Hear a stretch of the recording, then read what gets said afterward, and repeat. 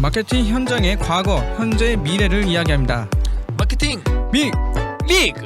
오늘도 센스 있게 마빅입니다. 안녕하세요. 네, 안녕하세요. 오늘도 푸드테크 이제 두 번째 시간 두 번째 이렇게 시작하겠습니다. 오늘 안태양님 저번 시간에 이어서 계속 안태양님의 그 필리핀 야시장이와 떡볶이 얘기를 같이 하고요. 맞아요. 일단은 6회에 앞서서 또 현원쟁님의 중남미 이야기 1분 토크가 또 이어지도록 하겠습니다. 지난번에 그 떡볶이 이런 K-팝 경험 뭐 이런 좀 말씀하셨잖아요. 거기 갔더니 정말 그 파나마에서도 한 5시간, 6시간 달려서 가는 이제 빼다시라는 빼다시요? 아니다. 보떼크라는 지역이 있어요. 보떼크. 거기 갔더니 거기서 이제 그 펍에 갔거든요. 네. 거기서 이제 일하는 아드리아나라는 친구를 만났어요. 아드리아노? 아드리아나. 아드리아나? 거기는 여성 뒤에는 A가 붙더라고요. 여성, 그러니까 스페인어가 여성이랑 남성이랑 좀 다르잖아요. 굉장히 이뻤을 것 같은데. 이쁜 그 대학생이었는데 언니였군요. 그 친구 이제 얘기하다 보니까 그런 이제 우리나라에 대해 관심이 되게 많더라고요. 예를 들어서 뭐 떡볶이, 뭐 이거 꼭 먹고 싶고, 뭐 비빔밥도 먹고 싶고, 뭐 그랬는데 거기서는 어떻게 해야 할 방법이 없으니까. 그런 이제 K-팝 우리나라의 문화가 정말 그 산 꼴짝에 있는 펍이었거든요. 거기까지도 들어가고 또 그 놀라웠던 거는 유튜브로 다 본다고 하더라고요. 맞아. 유튜브로 모든 그런 문화들을 소비를 하고 그거에 대해 이제 자기 하고 싶은 버킷리스트나 심지어 그 친구는 언어 공부를 이제 그 뭐 영어도 그렇게 하고 그다음에 스페인어 그렇고 그다음에 이탈리아 뭐 그쪽도 다 그런 유튜브나 또는 앱이나 뭐 이런 식으로 공부를 하더라고요. 따로 뭐 학원이 있거나 이런 그런 환경이 좀 아무래도 좀 이렇게 갖춰지지 않은 지역이다 보니 그런 식으로 이제 학습이나 이런 것들도 하고 그래서 너무 영어도 너무 잘하고 그래서 서울 오면 소개시켜 주겠다고 이렇게 약속을 하고 왔습니다. 저희도 꼭 불러주세요. 그 친구 근데 오면 어떻게 유튜브로 와 대단하네요. 근데 요즘 유튜브로 개발 공부도 하고 요즘 역사나 그런 것도 다 요즘 유튜브로 봐요. 근데 해요. 보려고 해도 약간 피곤하구나 이러면. 근데 요즘 그 영상으로 습득하는 게 텍스트보다 더 빠르니까 이미 한국말 특히 유튜브로 많이 배워요. 그러니까 그 친구가 그 뭐 그림 그리는 뭐 이런 쪽을 좋아해서 인스타그램 친구를 하고 인증샷도 찍고 그런 시간을 보내고 왔습니다. 이야, 새로운 스토리네요, 정말. 굉장히 훈훈해지네요. 알겠습니다. 오늘 이제 안태양님 2회 특집편 2회인데요. 안태양님 또 오셨습니다. 안녕하세요. 안녕하세요. 아직도 감기에 아직도 2주차. 아직도 2주 감기가 2주차. 서울 감기가 독해요. 서울 감기. 그 감기군이랑 빨리 이별하시길 바라면서 이제 저번 시간에 이어서 계속 얘기를 하도록 하겠습니다. 그 혹시 떡볶이 아직도 많이 좋아하세요? 네. 근데 옛날에는 좀 불고기, 떡볶이, 갈비 뭐 이런 식으로 좀 한정된 메뉴였다면 지금 이제 여러 채널을 통해서 많은 것들 다양하게 보다 보니까 먹고 싶다고 하거나 가고 싶다고 하는 데가 되게 다양해요. 옛날처럼 이렇게 뭐 삼겹살 뭐 이런 게 아니에요. 그렇구나. 그러면 혹시 필리핀 쪽에 필리핀 쪽에 현재 그 푸드 시장과 관련된 얘기 좀 해주셨으면 합니다. 우선은 푸드 관련해서 제일 먼저 해야 되는 건 이제 푸드판다. 푸드판다. 푸드 딜리버리가 워낙 잘 되어 있어서 그것이 그 동남아 시장을 이해하시려면 우선은 제일 먼저는 교통체증이랑 같이 이해를 하시는 게 제일 좋아요. 거기 뭐 난리도 아니더라고요. 전 세계 가장 트래픽이 심한 데가 이제 뭐 인도네시아라고 말하는 것처럼 동남아시아 같은 경우는 워낙 교통체증이 심하다 보니까 이 교통체증 덕분에 생겨난 신사업들이 되게 많아요. 필리핀이나 동남아시아는 이제 기사를 두는 경우가 많은데 동시에 이제 트래픽이 많다 보니까 2-3시간 정도 차 안에서 보내는 시간들이 많잖아요. 그러니까 이제 그렇게 오래 걸려요? 그러니까 금요일 같은 경우는 네. 한 30분이면 갈 거리를 뭐 3시간 걸린다거나 뭐 크리스마스 같은 그런 홀리데이 같은 경우 4시간이 걸린다거나 어디 장담할 수가 없을 정도로 차가 많이 막히거든요. 근데 이제 우리 같은 경우는 대부분 자차라고 하면 동남아시아 같은 경우는 이제 드라이버를 쓰는 경우가 많으니까 이제 양손이 자유롭잖아요. 네. 그리고 이제 인터넷이 무제한인 경우가 많거든요. 네. 그러니까 우리나라처럼 인터넷이 무제한인데 이제 프리페이드와 포스트페이드로도 나누는데 네. 이제 뭐 약정을 하시는 경우도 있고 아니면 쓰고 나서 돈을 내는 경우도 있고 어쨌든 여러 가지 방법으로 인터넷이 무제한인 경우가 많아서 그리고 이제 차 안에서 보내는 시간이 많다 보니 인스타, 뭐 유튜브, 뭐 페이스북 이런 것들에 대한 활용량이 되게 많고 그러다 보니까 앱 서비스도 사용을 많이 하세요. 네, 그래서 이제 푸드 판다 같은 것도 있고 푸드 딜리버리도 있고 그리고 이제 인도네시아에 가장 유명한 고제처럼 네. 그 해피 프레시라는 게 있어요. 그래서 그 1시간 안에 그로서리를 봐주는 경우도 있고 네 그리고 이제 내가 원하는 장소 내가 원하는 시간 내가 원하는 물건을 가져다 주는 경우도 있어요. 그렇구나. 네. 그러면 대부분 보면은 진짜 그 요즘 스타트업의 오토들이 그런 것과 관련된 건데 이제 오늘은 아니 그런 트렌드를 보면 네. 우리나라뿐만 아니라 글로벌적으로도 되게 비슷하게 가는 것 같아요. 거의 시차가 느껴지지 않을 정도로 우리나라도 그런 뭐 마켓컬리라든지 네. 뭐 저희 뭐 요교라든지 네네. 뭐 배달의민족이라든지 이런 것들을 보면 거의 뭐 이런 동남아 시장 그리고 우리나라 물론 또 미국은 좀 다르긴 한데요.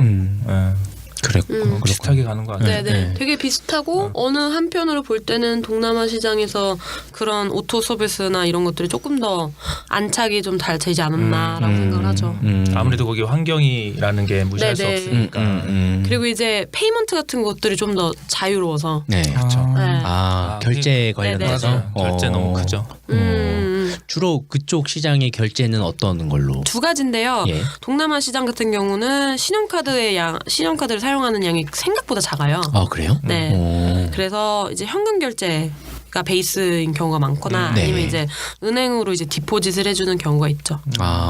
그런 오토 서비스를 활용을 해도 현금 결제를 해요? 네, 현금 결제해요. 그러니까 그랩 택시 같은 경우는 현금 결제와 크레딧 카드를 반반씩 사용할 수 있어요. 굉장히 그거는 재미난 포인트네요.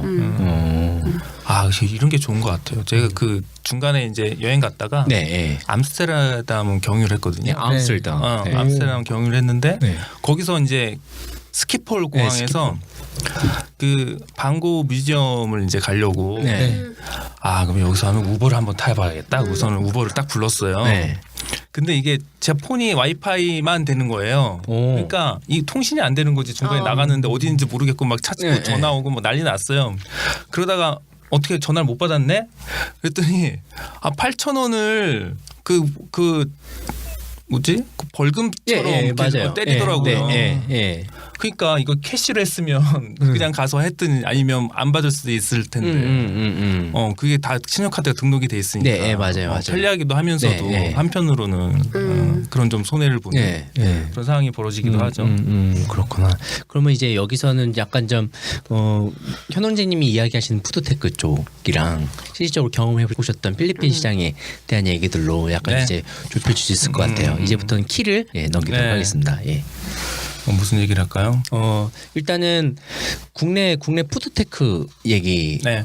그러니까 우리 항상 그 푸드테크 쪽을 우리 쪽 산업을 좀 보면 그런 게 있는 것 같아요. 좀 한쪽으로 좀 몰린 듯한.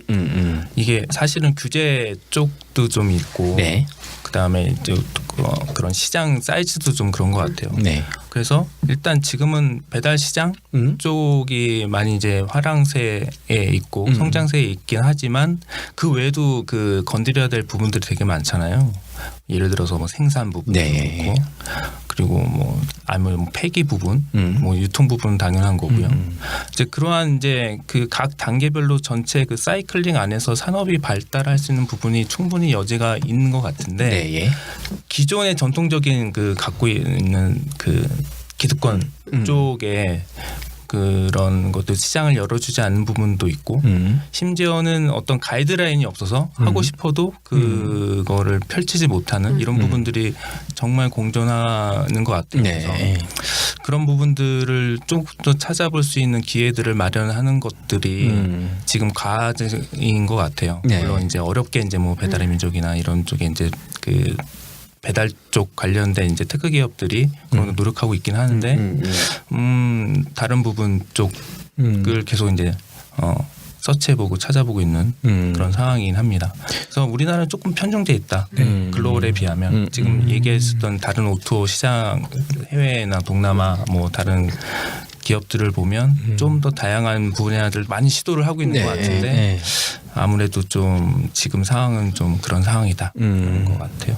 어때요? 그러면 서울 시스터즈 입장에서 필리핀에서 약간 좀 썼었던 푸드테크라고 생각할 수 있는 아이템이나 그런 것들도 있었나요? 정말 신기해. 옷도 비슷한데 배달의 민족 그 배민 프레시처럼 저희가 떡볶이를 그렇게 레디 투 쿡 형태로 만들었었어요. 그게 이제 매출을 좀 급격하게 높게 해준 좋은 계기가 되었는데 이게 야시장이라는 특색이 매일매일 장사라는 게 아니니까 너희 떡볶이를 매일매일 먹고 싶은데 먹을 수가 없어. 그러니까 떡 조금 오뎅 조금 뭐 파우더 소스 이렇게 조금 해가지고 판매를 하면 안 되겠니? 라고 된 거예요. 근데 이제 처음에 귀찮아서 안 할래 이러다가 하도 해달라는 요청이 너무 많아서 저희가 이제 그 조그만 팩에 오뎅을 조금 이렇게 담고 뭐 떡을 좀 담고 소스 이렇게 담고 야채를 담아갖고 이렇게 한 팩을 만든 거예요. 그래서 그거를 만들었던 계기가 그게 이제 푸드테크의 아주 전형적인 시초가 아니었나. 그리고 이제 저희가 막 갈비나 뭐 이런 것들을 돼지갈비랑 뭐 이렇게 치킨, 닭갈비 이런 형태를 팔았었는데 너무 맛있는데 동남아시아 같은 경우는 이제 좀 잘 사시는 분들이 주말에 파티를 많이 하시거든요. 파티를 하는데 너희 갈비나 이런 걸 먹고 싶어. 근데 그냥 우리는 거기서 이제 그릴 할 거니까 그냥 마리네이트만 해서 주면 안 되겠니? 이렇게 된 거예요. 근데 그땐 저희가 차가 없어서 했던 방법이 뭐였냐면 먼저 은행으로 돈을 송금을 하면 그 시간에 우리가 다 준비를 해서 우리 집에 와서 픽업을 해가라 이렇게 했었어요. 근데 그게 저희가 좀 푸드테크와 비슷한 형태로 하지 않았나. 그런 것들이 이미 국내에서도 근 몇 년 안 됐죠? 그렇죠. 네, 그런 것들을 보면 전 세계는 거의 다 비슷한 것 같아요. 그렇구나. 뭐 홍석님은 더 궁금한 거 없으시나요? 저는 궁금한 게 이제 해외 시장이나 국내 시장이랑 조금 다를 것 같다고 생각하는 게 뭐냐면. 결제 시장이 아무래도 아까 말씀하신 것처럼 다르다고 했는데 이게 왜 신용카드를 그렇게 사용을 많이 안 하는 건지 그게 좀 궁금해요. 신용카드가 나오려면 크레딧이 나와야 되잖아요. 근데 그 크레딧에 대한 부분이 있어가지고 그래요. 그리고 우리나라에는 아직은 좀 이슈가 되고 있는 비정규직이라는 부분이 있잖아요. 근데 이제 해외 시장은 이미 비정규직이 어느 정도 좀 정착을 한 상황이어서 비정규직 같은 부분은 6개월 정도밖에 이제 계약 기간이 없다 보니 그게 크레딧으로서 작용하지 못하는 경우들이 많아요. 그게 좀 있구나. 그래서 좀 정규직으로 뭐 1, 2년 정도 활동을 하셨고 그 회사에서 1, 2년 이상 활동을 하셨고 그리고 이제 어느 정도 뱅크에도 뭐 돈을 넣어놓고 계시는 상황이라고 하면 가능한데 동남아 시장에 비정규직도 많지만 또 정규직이라고 해도 장기 근속하시는 분들이 없는 경우도 있어요. 그러니까 이게 나쁜 의도가 아니라요. 그 우리나라랑 좀 생각이 좀 다른 건데 일은 일이고 내 삶은 삶이다라는 이게 분리가 좀 잘 되어 있어서 조금 더 좋은 컨디션이 있거나 아니면 내가 여기 가고 싶으면 그냥 이직을 좀 자유롭게 하는 편이거든요. 혹시 그러면 그 라인에서도 예전에 이런 이게 지금 한 건지는 모르겠는데 예전에 살짝 들었던 이야기가 이런 뭐 라인 앱을 통해서 주문하고 결제할 수 있게 한다 뭐 이런 이야기가 한 번 왔다 갔다 한 적이 있었거든요. 그게 실제 아직은 상용화는 안 되겠죠 아마 아직. 근데 이제 그것도 이제 말씀하신 것처럼 그 나라의 그런 이제 크레딧 컨디션에 따라서 이렇게 많이 편차가 있을 거예요. 중남미도 비슷한 상황이더라고요. 보니까 그들도 이제 사실 그 중남미 성향이 아무래도 이렇게 환경이 좋고 자원도 많고 뭐 그렇다 보니까 이렇게 꾸준하게 일을 오래 하는 기간이 이렇게 길지 않더라고요. 그래서 그들도 크레딧 카드 만드는 거는 정말 신용이 높은 사람들만 만들 수 있고 거의 체크카드를 쓴다든지 아니면 뭐 바로 현금으로 캐시로 결제를 한다든지 이런 상황이 되게 많더라고요. 아니면 혹시 네이버페이나 이렇게 그냥 현금으로 바로 그냥 결제해서 미리 쌓아두고 결제하는 식으로. 그러니까 그게 이제 체크카드 형식이잖아요. 디파짓 해놓고서는 거기서 이제 차감하는 형식인데 지금 그런 형식으로 이제 페이먼트 그러니까 사실 우리나라가 좀 머치한 거지, 머치한 거지. 그렇지 않아요? 신용카드도 아까 그 소머치가 여기까지 왔네요. 아까 4-5회 얘기했던 그 소가 많은 그거를 이해를 연결을 이 사람 되게 끈질긴 사람인데. 네, 알겠습니다. 아무튼 국내 그 글로벌리하게 그런 환경이 국내도 비슷하게 되는 거 보면 진짜 시간적인 그 갭 차이가 이제는 크지 않다라고 이제 볼 수가 있는 것 같은데요. 그러면 이제 다음 질문을 드리면 이제 앞으로 푸드 시장 그러니까 글로벌 관점에서도 이제 개인적으로 경험했었던 거랑 안탕님이 이제 한국에 오셔가지고 좀 많이 달라졌잖아요. 그쵸. 네, 그거를 약간 좀 얘기를 하시면서 앞으로 좀 국내 시장도 이렇게 달라지지 않을까라는 의견을. 궁금한 거 있어요. 네. 그 동남아 시장의 각 나라마다 그런 정책이나 이런 것도 다 있을 거 아니잖아요. 그 규제 성향과 국내 이제 이런 어떤 법이나 뭐 정책이나 이런 거에 대한 그 차이점이 혹시 있을까요? 거기서도 야시장에서 뭘 팔아야 된다 그러면 뭐 어떤 거기도 뭐 어디 뭐 허락을 받아야 어디 허가를 받고 뭘 뭐 등록세를 내야 된다든지. 그러니까 뭐. 야시장 같은 경우는 야시장 주인이 한 사람이라서 그 한 사람이에게 이 케어를 하는 되게 편한 시스템이기도 하네요. 그러면 네, 그러니까 오히려? 각각 이렇게 되어 있는 게 아니라 한 사람이 그 야시장 전체 섹션을 빌려서 그걸 다 나눠가지고 하는 형태예요. 그래서 이 야시장 주인이 전부에 대한 회계와 전부에 대한 법적인 거를 책임을 지고요. 그럼 그 사람하고만 계약 관계만 성립이 되면 이제 뭐 끝나는 거네요. 그러면 그 사람의 계약 관계 그 사람과의 관계가 틀어지면 전혀 그 야시장에는 들어올 수 없는. 네, 없어. 그건 단점이네요. 그럼 처음에 어떻게 뚫으셨어요? 네, 처음에 어떻게 들으셨는지. 그냥 찾아가셨어요? 찾아가서. 아니 근데 뚜벅뚜벅. 솔직히 말씀드리면 처음엔 되게 어려웠어요. 그 벤더. 그러니까 그럴 것 같아요. 네, 왜냐면 벤더들이 몇 년 이상 한 벤더들이 많고요. 그러니까 두 개로 나눠요. 뜨내기 벤더 아니면 이렇게 몇 년, 5년 이상 한 벤더들이 있으니까 그분들이 보기에는 그리고 그때 한국 애들이 장사하는 사람도 없었으니까 어린 20대 애가지고 얘네들이 해봤자 얼마나 하겠어.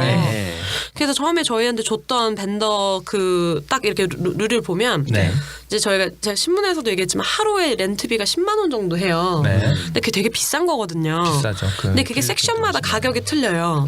그러니까 뭐 스페셜한 데는 좀 비싸고 좀 이렇게 외진 데는 그 싸고. 안에도 또 이렇게 잘 팔리는 곳과. 왜냐면 이제 손님들이 들어오면 대부분 앞에서 다 사고 뒤로 빠지는 경우가 많아서 이렇게 앞에가 많이 팔리거든요.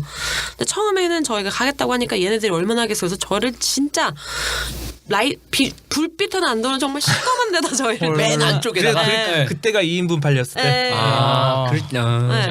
그리고 옆에 이제 벤더들한테 인사해도 뭐 얘네가 얼마나 하겠어 그러면서 그냥 저희한테 신경도 안 썼는데 그냥 사람이라는 게 똑같지 않나 싶어가지고 먼저 가서 인사하고 음료수 하나 사면 3개 사서 옆에도 나눠주고 음식 어차피 남아서 버릴 거니까 저희 음식도 나눠드리고 가서 가장 먼저 인사하고 막 챙겨주는 것도 다 챙겨주고 막 이랬더니 한 2-3개월 3-4개월 지나니까 그 벤더들이 저희를 더 많이 챙겨줬어요. 저희가 차가 없어서 15kg 가스탱크 이런 걸 이제 택시에다 다 싣고 다녔는데 뭐야 가스탱크. 저희 동생이랑 여동생이랑 저는 이제 둘이 그걸 다 들으면 벤더분들이 이제 직원들한테 가서 도와주라고 이런 거 하고 벤더분들이 뭐 손님들 와서 뭐 사 먹으면 저기 옆에 한국 음식 되게 맛있는 데 있으니까 한번 가서 사 먹어보라고 이렇게 하고 저희가 이제 TV에 나오게 된 계기가 그 벤더를 그 야시장 주인 사장님이 거기도 이제 TV가 오면 다 촬영을 하는 게 몇몇 벤더들을 촬영하는데 여기에 이제 여기 서울 시스터즈라고 있는데 얘네 한번 촬영을 해봐라 이렇게 해서 엄청 도와주셨어요. 그 야시장을 갖고 있는 오너분은 어느 나라 사람이에요? 필리핀 사람. 필리핀 사람이 원래. 그러면 그거를 주는 조건이 대부분 필리핀 현지인들인지 아니면 필리핀 현지인들이고 그리고 이제 뭐지? 그게 있어야 돼요. 그 음식을 팔 수 있는 그 서티피케이션 같은 게 있는데 그거를 가지고 있어야 하고 그리고 이제 회계사를 통해서 이제 회계가 될 수 있는 그러니까 사업적으로 어느 정도 기본적인 조건이 있어야 돼요. 근데 그렇게 어렵지 않고요. 야시장이 워낙 손님이 우선 있는 공간이잖아요. 그러다 보니까 그 브랜드들이 테스트하러 많이 들어와요. 약간 테스트 베드, 네네네, 팝업 스토어처럼. 그렇구나. 그러면 야시장을 운영하고 있는 그런 사람들이 일종의 보면 어떤 회사 같은 개념인 거잖아요. 그렇죠. 에이전시를 약간 그런 개념이니까. 그렇죠. 그럼 적극적으로 그런 필리핀 정부에서는 이런 야시장을 이렇게 활성화하려고 하는 그런 의도가 있는 거야? 아니면 그냥 원래서부터 그런 게 그냥 활성화돼 있는 상황이에요? 그 정부보다는 지자체에서 되게 활성화를 많이 시키려고 해요. 지자체에서. 그게 이 땅을 빌릴 때 그러니까 예를 들어 강남이면 강남구 그 차 없는 거리 그 공간을 그 야시장 주인이 강남구 시청 가서 이제 컨펌을 받아야 되잖아요. 근데 강남이나 이런 그런 지자체에서 되게 활성화를 많이 시켜줘요. 그런 거에서 되게 막 강한 규제를 두지 않아요. 왜냐면 그렇게 되면 손님들이 많이 오잖아요. 손님들이 많이 오면 야시장만 활성화가 되는 것이 아니라 그 주위의 상권들도 다 활성화가 되고요. 특히 제가 제일 처음 들어갔던 야시장은 금요일 저녁이 되면 그 거리에 손님이 없었어요. 그러니까 여의도라고 보시면 돼요. 여의도 금요일 저녁에 사람 없거든요. 판교나 여의도 이런 지역은 평일에는 손님이 되게 많지만 금요일, 토요일 이럴 때는 거의 손님이 없잖아요. 거기에 이제 야시장을 만드는 거예요. 만들어서 사람을 유입을 하게끔. 그러면은 거기에 막 자전거도 탈 수 있고 뭐 차도 없으니까 걸어 다닐 수 있고 맛있는 것도 먹고 사진도 찍고 이러니까 그 주위에 있는 상권에 있는 사람들도 너무 좋아하는 거죠. 그럼 그 야시장의 정보 이런 거는 어디서 얻어요? 뭐 앱이 있어요? 아니면 뭐 포털 사이트가 있어요? 아니면 어떻게 그들 홍보는 어떻게 해요? 필리핀 같은 경우는 페이스북 활동을 많이 하죠. 페이스북이랑 블로그. 대표적인 야시장이면 야시장의 페이스북 공식 페이스북 페이지가 다 있어요. 페이스북 아니면 블로그 아니면 블로그도 있어요. 네, 그런 이제 제가 들어갔던 몇 군데 그 야시장은 그 주인이 굉장히 유명한 파워블로거였어요.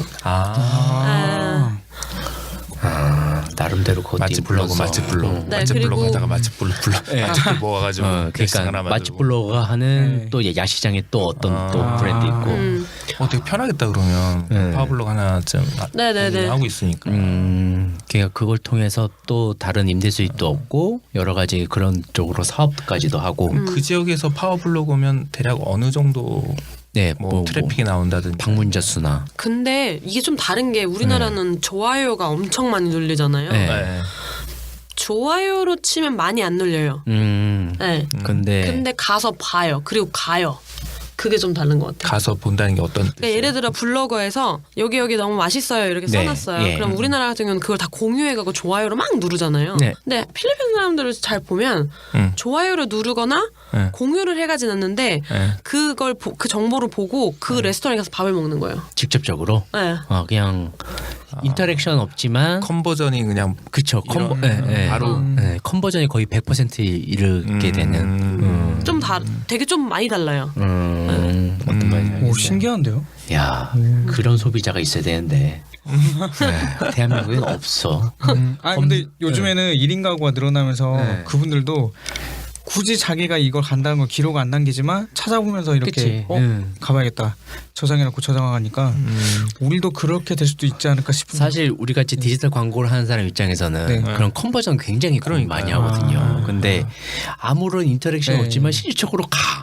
맞아요. 그건 엄청난 컨버전인 거거든요. 그냥 그리고 필리핀 사람들이 페이스북 활동량이 인스타랑 페이스북 활동량이 워낙 많아서 입소문이 빨라요. 나 여기 갔어 이렇게 하는 순간 정말 확산 속도가 되게 빨라서 그리고 이제 TV나 신문이나 잡지에서도 그런 신기한 공간을 계속 찾거든요. TV에도 나오고 신문에도 나오고 근데 가장 좋은 건 페이스북 활동이죠. 필리핀에 왜 페이스북 사용자가 네. 많은지. 네. 거기는 뭐 예전부터 전통적으로 그렇지.